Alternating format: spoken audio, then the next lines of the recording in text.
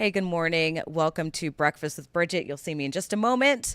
We've had a lot going on this morning. I'm Crystal Moyer filling in. Bridgett has the day off, but we've got a lot going on, and we're dealing with a deadly mass shooting out of downtown Orlando. We have team coverage. Before we get to that, though, let's get straight to meteorologist Michelle Morgan with an update on your weather, and she's keeping her on the tropics as well.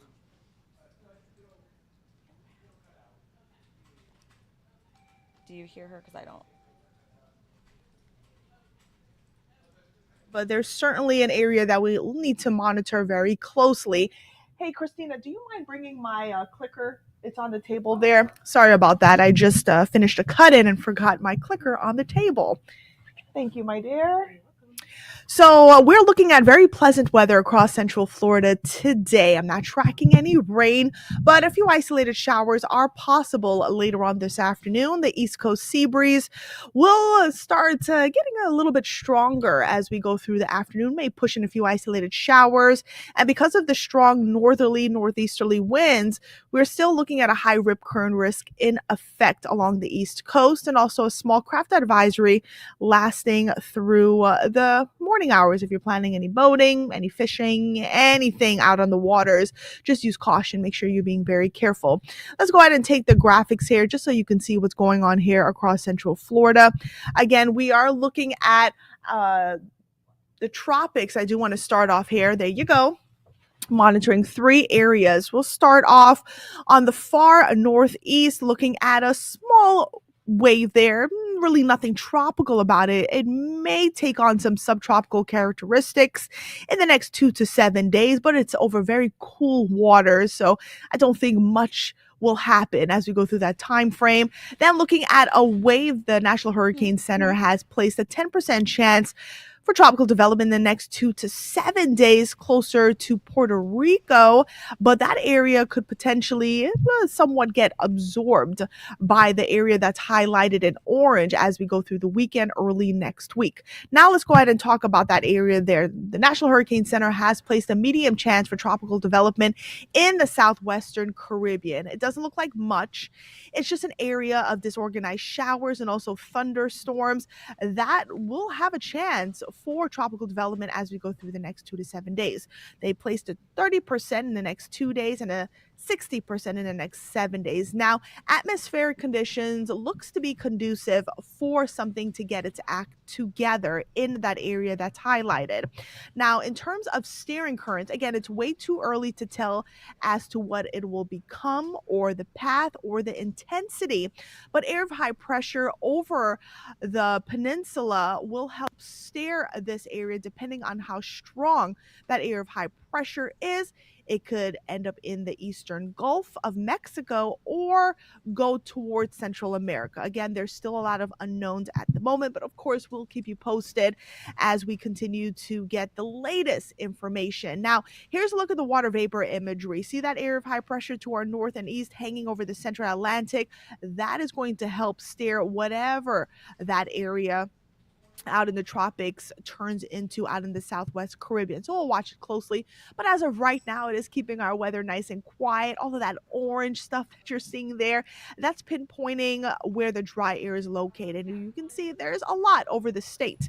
Because of that, it's going to keep our rain chances nice and low between 10 to 20%. So if you're looking for significant rain, we're really not going to get it today or even heading into the weekend or the next several days, as that area of high pressure will hang off of our coast. Temperatures right now are in the 60s and lower 70s across Central Florida. Wildwood, good morning. You're at 61, 67 in Claremont and Leesburg, 72 in Orlando and Titusville, and 69 in Cocoa Beach, Melbourne, and 67 in Daytona Beach. So here's a look at your forecast. We'll see plenty of sunshine, even though we are starting off with some clouds. It will eventually clear, and that's going to warm us up into the upper 70s by 11, lower 80s by 2, and then we're looking at 85 degrees as your daytime high in Orlando.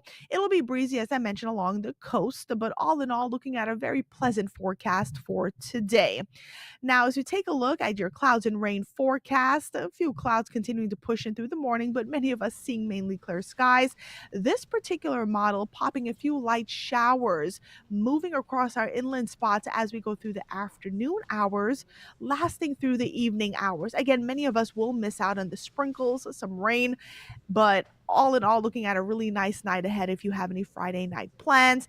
And even heading into the weekend, early tomorrow morning when you're waking up, if you have any plans or even heading out to work early, watch out for some dense fog. Conditions will be, again, favorable for some fog to start developing across the area, especially near water. Temperatures will be at 83 on Saturday with a 20% chance for a few isolated showers. I can't believe it already. We'll have to turn our clocks back an hour as daylight saving comes to an end. Don't forget that as you head to bed Saturday night. Sunday morning looking fantastic. We'll eventually see our highs climb into the middle 80s. Monday looking nice too. Really no rain in sight as we kick off the work week. Election day is on Tuesday. The weather looking just fine to go cast your votes. Temperatures will be in the upper 80s, and then rain chances going up slightly as we head into our Wednesday and Thursday, Crystal. So all in all, looking at a pretty nice forecast ahead. Thank you so much, Michelle. And I know we're all looking forward to taking those clocks back 1 hour, to get that extra hour of sleep. And I know you appreciate that being one of Oh, those yeah. morning weekend meteorologists. So thank you so much. We appreciate your update on weather. No problem. Thank you. All right, let's get right to that breaking news we've been following all morning long. That deadly mass shooting out of downtown Orlando, hurting 8, killing 2 of those. We're going to bring in Trooper Steve. He's been at police headquarters all morning long. You heard the initial press conference from Chief Eric Smith out there in Orlando. And what I noticed about this specifically is their use of surveillance video to locate that suspect quickly and take him down, Steve. Most people, I think, man, how are they able to track? But when you're downtown Orlando Police Department is using modern day technology to maintain some sort of safety in that area. And I'm telling you, when they were able to say he never went into a club, never went into a bar, they were able to backtrack his footsteps. We're talking a 17-year-old teenager downtown Orlando. They were able to see where he came from. The initial shooting took place. They were able to track him to the second location, and that's where officers took him into custody. Unbelievable, the footage that we are being able to share with the public because of the police department's current technology. And if it probably wasn't for that technology, we may know nothing about this suspect, and we could be giving a different story that now the city's on lockdown because some shooter is missing in action. But that is currently not the case. Chief Smith reporting and giving us that press conference earlier this morning, about 5 a.m. he did that presser, Crystal, and really giving us the details of what took place out there, they had over 100 law enforcement officers already out there for the Halloween security. They knew to up their staffing, and the brazen actions by this person. And I think that's where I want to focus a little bit on, because the security was in place. We're talking visible law enforcement officers that were there on every corner. And the video even shows this suspect walking past other OPD officers before and after the initial first shooting scene. Yeah, so Steve, there's a mental psyche there that's just off. Yeah, the chief said, obviously we don't have a motive yet. They're still questioning this suspect, which we have his name here. It is 17-year-old. Let me get that for you. Jaylen Dwayne. Yeah, I've got it here. Okay, Jaylen Dwayne Edgar. So he's being questioned right now. They say they don't have a motive, but looking at that surveillance video, they say he may have recognized somebody and it may have been an intentional act. But he had 2 separate scenes where he shot into a crowd of thousands who were out there along Orange Avenue, Steve. Yeah, that first shooting you could tell because if you watch it in slow motion, the individual leans back and fires and then takes off. Now, that second shooting, that does seem a little sporadic to where that crowd immediately dispersed, but those shots were taken within feet of Orlando police officers. And when you watch it, you've got to watch it a few times because it happens very quickly. Mm-hmm. It There it happens is. very quickly. Yeah. And it's rapid. And those law enforcement officers all immediately take a little bit of a cover to kind of see what's taking place out there. And they identify that this is the shooter that just took place maybe a couple of 100 feet from where that second shooting. This was not a far gap, Crystal, from the first shooting outside on Orange Avenue to just down the road. I do believe a little closer to Central. But looking at that surveillance video, how fast they were on top of that suspect. And then even on this one, where the shooting took place, but the officers are running to the downed individual to render aid when they don't even know where a suspect is currently at. And that just shows you the mentality of these law enforcement officers out there at night. And, maybe sometimes they're not trying to have a conversation with you, but it's because they're remaining vigilant. They're trying to maintain some sort of order for Right. situations like this, Crystal. Right. And Steve, you have a lot of experience in this and training because you are a law enforcement officer. So when we're dealing with thousands of people downtown for a special event like Halloween, some people are probably wondering, why did those officers not open fire and shoot at the gunman? That is the such an amazing question, and I'm glad that here at News 6 we're asking that question because a lot of people aren't going to know the answer to that. We are. So let's paint a picture here. Just because we have a weapon that is on our side that can render deadly force does not automatically mean that that is the required force needed. Yes, you are in a deadly force situation, but you cannot just use that tool without using it responsibly, without understanding your backdrop of your target. What do I mean by that? So if that individual in the yellow kind of attire was the suspect and he did even display a firearm at the time, yes, that is an immediate threat. But law enforcement, not like you or someone else that defending yourself, law enforcement has to understand what is behind that target. And when you see that, yes, I'm going to send around, we train, I'm going to try to stop and eliminate this threat and do whatever I can to stop them from doing what they're doing.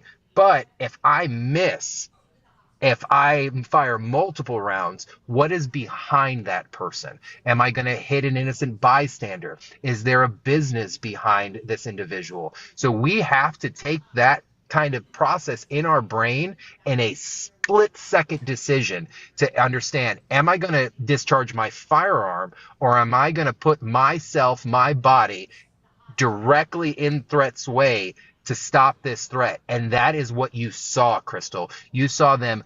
You can see the initial, all right, we have somebody here. They draw on the individual, but I can't fire because there are people everywhere. They reholster, and that officer goes hands on with that suspect and tackles him to the ground, and then backed up by multiple officers immediately after that.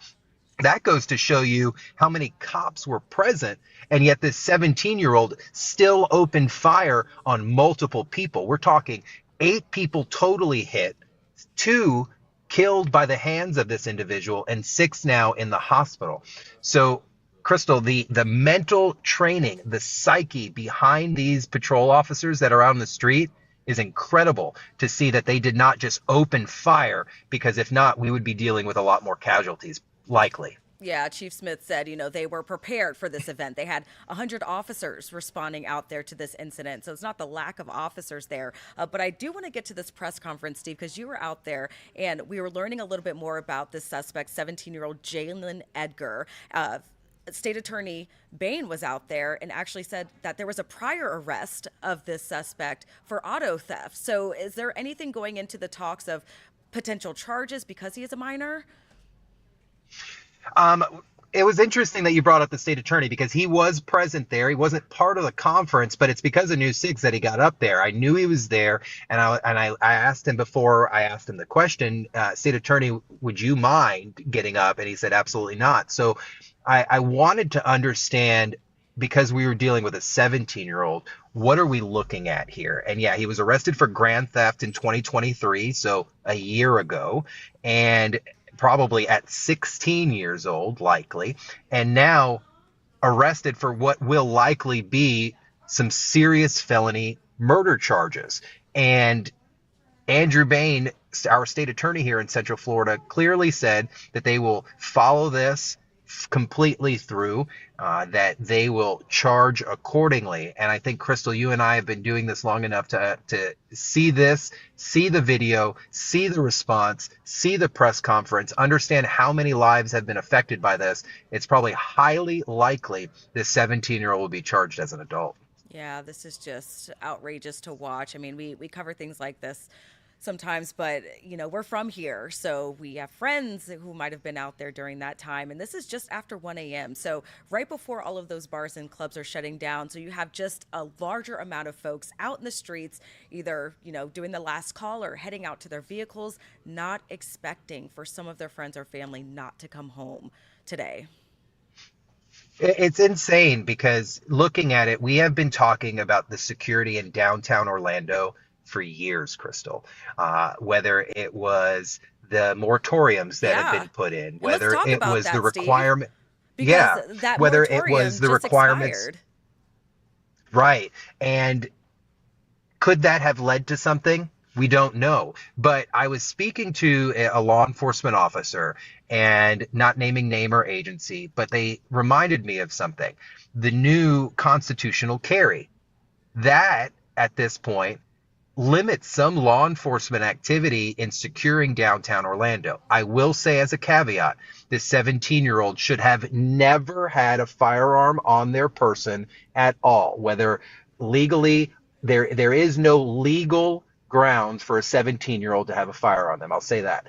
But we have been covering the lack of security, or the need of increased security in downtown, because we've had the 4th of July incident. We've had Hmm. multiple shootings in downtown, whether Yeah. suspect involved or officer involved. Heck, we had Chief Smith second on scene of a shooting just, I believe, last year in downtown Orlando. So this is something that I think is going to come up again.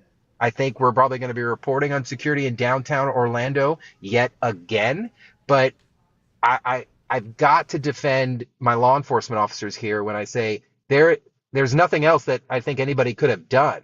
I did ask Chief Smith during the press conference, what do you have to say to the fact that this individual is 17 years old and he's out in downtown Orlando at 1 o'clock in the morning? This is obviously not, no adult there at scene. A cop didn't put this firearm in their hand. So what do you have to say to the parents and to the community? And he kind of said, we need to kind of backtrack to the community perspective.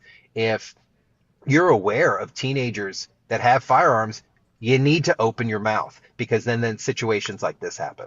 Yeah, and the issue of violence in downtown Orlando has been in the talks for many years. I mean, we've talked to those bar owners who are concerned about, they're just trying to make ends meet here, and having to spend extra money on security is just not in their budget. And then on the other hand, you had city commissioners who put that moratorium in place saying, we're not going to open any more bars, and we're going to put a limit on alcohol sales. Now, that expired in September, but they Right. reinstated some of those guidelines saying, we're not going to let you open any new bars within 300 feet, and we're not going to let any more, bars expand within 300 feet. And we're still seeing issues like this happen. So it's like they're trying to implement all these guidelines from every perspective, but we're still seeing this happen. I mean, what do you think? I think it's a never-ending cycle, Crystal. It seems that we need to almost get the community way more involved than what is actually happening. Everything that the community has asked when it comes to security perspectives has been implemented. Think about this. We're talking just downtown Orlando, Orange Avenue, Wall Street area, Church Street. Over 100 law enforcement officers were already present. The suspect walked by people, walked by cameras. He knew that the security was there. To say what else could we do is the $1 million question, because we've asked law enforcement to increase their security and tactics. They've done it. They have the technology. We've asked the Mm-hmm. city to do certain things. And then, unfortunately, now we've even been asking private businesses to do their own security. Yeah. There needs to be some sort of cohesive understanding of what's happening, because in my personal opinion, it seems like you have 3 or 4 different units, whether it's the city, the police department, and the bars. They're all trying their best, but they're not focused on as one unit, because everyone's always, the businesses are going to suffer if they have to pay for the security. Law enforcement is going to suffer if they have to up staffing. And so it's like a never ending kind of situation here that we're trying to combat, because it seems like every 6 months we're reporting on something like this. Yeah, that's just, it's sad to hear. And, prayers to all the families, but hopefully something can be done. It's just crazy that, people can't go out, young people can't go out and have a good time on Halloween and make it home safe. And, we'll find out what's going to happen with the suspect, if he's going to have a first appearance today or later on this afternoon. As soon as we get some more information, of course, we'll cover it right here on News 6, and we'll have that on clickorlando.com. Steve, we always appreciate your perspective on this. You have a lot of experience being in law enforcement, so thank you so much for being out there and to giving us all this information. Thank you, Crystal. I'll keep you updated soon. All right, thanks. Be safe. All right, so as we mentioned, 8 people were hit by gunfire, 2 passed away, 6 are at Orlando Regional Medical Center right now, recovering from injuries after being shot. Our News 6 reporter, Angie Casada, has been outside of that hospital all morning long, speaking with some of those family and friends who were still waiting to learn the conditions of their loved ones this morning. Yeah, Crystal, it was pretty insane. And, it really hit home how you and Steve were saying, being from this area and having so many loved ones myself, and being someone that used to go to downtown Orlando all the time. It was like a tradition after Halloween. First thing I did this morning, as soon as I heard what happened, I called 3 of my friends, and I actually reached out to a cousin who works downtown in Orlando, because of just out of fear, not knowing where their whereabouts were, if they were in the area, and just wanting to make sure that they were okay. So this definitely hits home, big time. When we arrived here at Orlando Regional Medical Center, there were so many people outside waiting, just to know what the conditions were for their loved ones. Some of them were with them when they were shot. Even having like Halloween costumes, you could tell there was a lot of like students coming from UCF, just individuals that were celebrating Halloween. They came out, they were here waiting outside of the ER. Mm-hmm. And I also came across a lot of, mothers and brothers and sisters that got a call from either a friend that their either son or daughter was shot, and that's all they knew. They had no idea what their conditions were. They were stuck outside because the hospital was on lockdown, so they were not allowed inside. I was told that they just gave their names, but they didn't hear anything else. And from there, one of the moms was frantic. She said that she didn't hear from her son since he left to go downtown Orlando, that he was considered missing, that they didn't hear from him. They didn't know his whereabouts. And she was just frantic, saying that she was almost having a panic attack. And then we met another mother who, it was a sister and brother who I spoke with first, and they said that their brother had been shot. He's 25 years old, and they had a video. And this is what kind of like probably got really emotional for me, because of seeing that video footage, of the son or their brother just laying on the ground. And one of the biggest things is that his sister is a nurse, and she made the comment that he was limp, and that it did not look good. I don't know who their brother is in this situation, if he was the intended victim or if he was the intended target. I'm not sure who he is in this, or he just got hit by a stray bullet. But he was shot, and the mother arrived on the scene, and she made a comment to both of them that she already contacted a funeral home. Again, not knowing the condition of this son. Of course, the siblings were telling her not to speak like that, not to feel that way, that they don't know his conditions, that, they spoke on their faith, and saying that they were in prayer and that believing that he was going to be okay. That is all I heard from that. Then we came across a UCF student who was said that he was out with a few of his friends. They were leaving a Taco Bell when they heard shots that were fired. Once those shots were fired, his friend jumped on top of him and another girl, covering them, almost like shielding him, he said. And he was just hugging on them, literally laying on top of him, he said. And he said that he started feeling almost like something warm go down his leg, and he didn't know if he was the one that was shot. Of course, they had been drinking the whole nine, but he said that when he got up, his friend got up and realized that he was shot. He laid back down, and he said that his friend was just bleeding out and he was freaking out, and that is why he was here at the hospital waiting. He said he even like ran as fast as he can to get to this location after that incident happened, just to be here. He said that friend is one of the bravest people he's ever met in his life, and he was waiting to hear from him. He did receive a text message while we were out here together saying that his friend is okay, that he didn't know if he was going to go into surgery or not, but that he is okay, and that he will be okay. So that's good news for that. Yeah. I was also told that when the loved ones entered the hospital, some families for different victims were taken into separate conference rooms, and then others were put in the generic waiting area. So I'm not sure what that means. I'm not sure if that's just different information or just for privacy reasons they wanted to separate the family members. But we haven't received any updates on those conditions. We do know that the victims range from the ages of 19 to 39.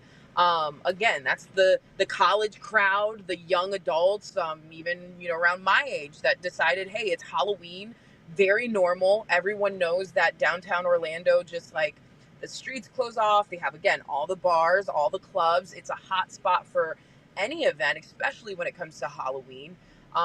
So it's just really unfortunate. It's crazy to think that this used to be an area that, again, faithfully, traditionally, myself and my friends included, we would come out for Halloween, Yeah. and dress up and enjoy it, right? So it's just a really, really sad situation.